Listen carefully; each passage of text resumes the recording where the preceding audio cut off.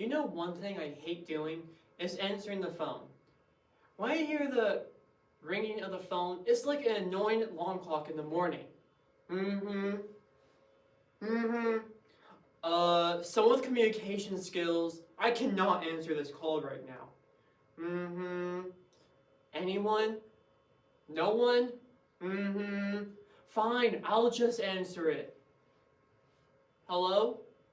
Hello, can you hear me? Hi, Mom. Yes, I'm doing well. I'm recording my speech and debate radio right now. Yes, I'll do my chores when I get home. I said I'll do them when I get home. No, I'm not trying to yell at you. Okay. Bye. Love you. Ugh! I hated that phone call. Don't get me wrong, I love my mom.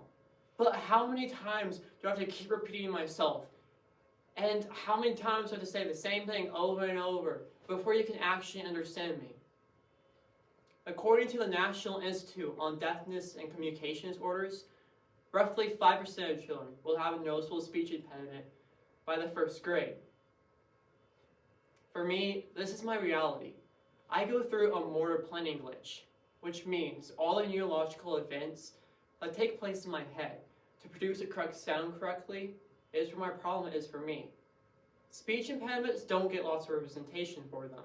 They are hardly supported enough through schools and for the individuals affected by them. They are hardly talked about at all. So first, we're going to be speechy and introduce what speech impediments are and the different types. Second, we are going to look into my head and understand what speech impediments are and how they are developed, and then have a therapy talk. Lastly, we are going to understand the psychological damages that are caused on these individuals. So you have probably had some voice problems at some time. Maybe you didn't even know it. Maybe you had a cold and you lost your voice. Maybe you cheered at a crowd too loud and you got a harsh voice. Either way, sound disorders last for a short amount of time, while others last longer, or you were just born with it.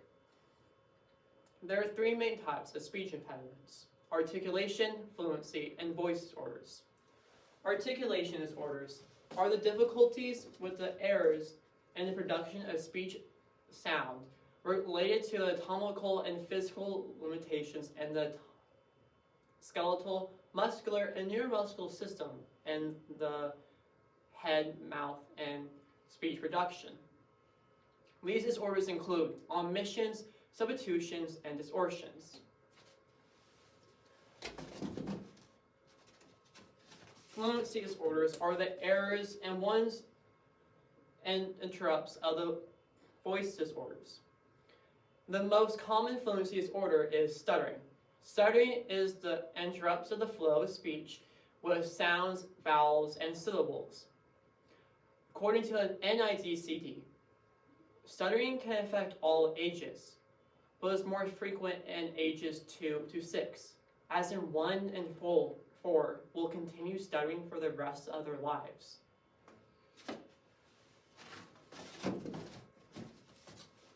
Voice disorders are the problems with the quality of one's voice. Apraxia is where the mouth, tongue, lips are unable to produce the correct sound. Dysarthria differs from apraxia, where speech muscles are weak due to brain damage. Aphasia makes the person unable to understand speech or written speech at all. With all these different types of speech impediments and disorders, when it comes to the brain and therapy, it can help us understand how to help these individuals. The brain is a complex system. There are different situations and formations to do certain tasks. The formation of speech requires many different processes. We have to turn our thoughts into words, form a comprehensible sentence, and move the muscles of our face to produce a correct sound. Where this complex network begins is where the Broca's area comes into play.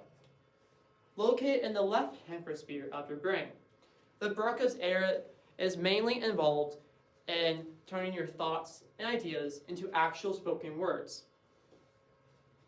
It is found to be the most trusted source right before you speak. The Broca's error also sends information to the motor cortex. The motor cortex. To speak clearly, you must move the muscles of your face, mouth, tongue, lips, and tongue to produce a correct sound.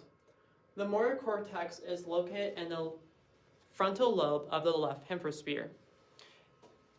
It takes the information from the Broca's error and sends it to the muscles of your face to produce a correct sound. The Wernicke's error is located in the temporal lobe just behind your ear. It is mainly involved in understanding speech and spoken speech. Therapy. Speech therapy is the assessment and treatment of speech communication sound disorders. Speech therapy is mostly performed by speech-language pathologists, also known as speech therapists. In speech therapy, there are both structured and unstructured activities.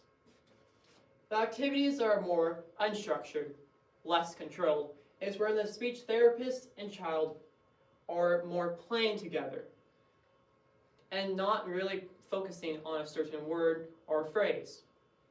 The activities that are more controlled, more structured, is when the speech therapist and patient are more working one-on-one and understanding the word and practicing saying it correctly.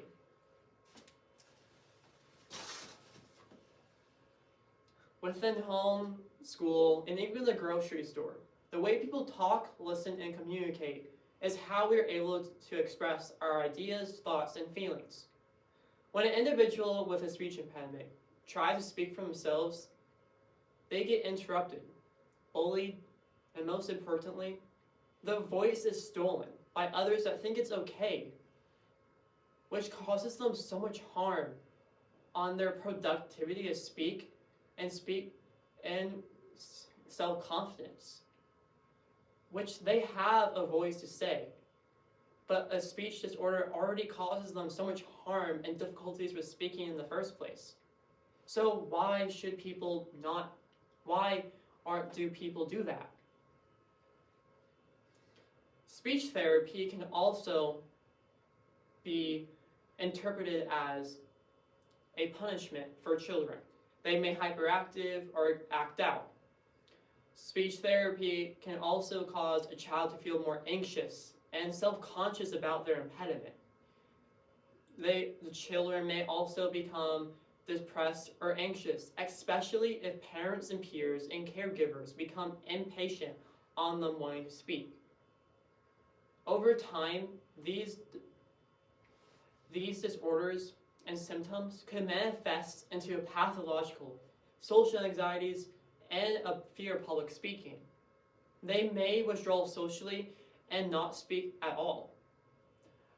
From an article by Dr. Predlock at the University of Vermont at the Department of Communications, neglecting to address speech and language skills and problems leads to behavioral challenges, mental health problems, reading difficulties, and academic failure, including injury retention and high school dropouts. It is important for parents, peers, and caregivers to understand speech and language skills are developed at different times and at different rates, and sometimes not at all. A speech disorder does not define you. King George, Emily Blunt, Marilyn Monroe, James Earl Jones, Sam Neill, Joe Biden.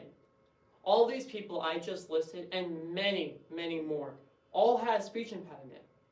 While we don't see it, these people struggled throughout their lives, but they also succeeded and overcame their mountain. Today, we have found out what speech impediments are, how they are developed, the different types, speech therapy, and even the brain, and most of all, the psychological damages that are caused on these individuals. As we understand these famous people's lives and voices throughout history, we can understand that they also struggled throughout their lives. But they also succeeded and overcame their mountain, as I have done that today. But I've also struggled to speak for myself multiple times. Even today I struggled. So, can you hear me now?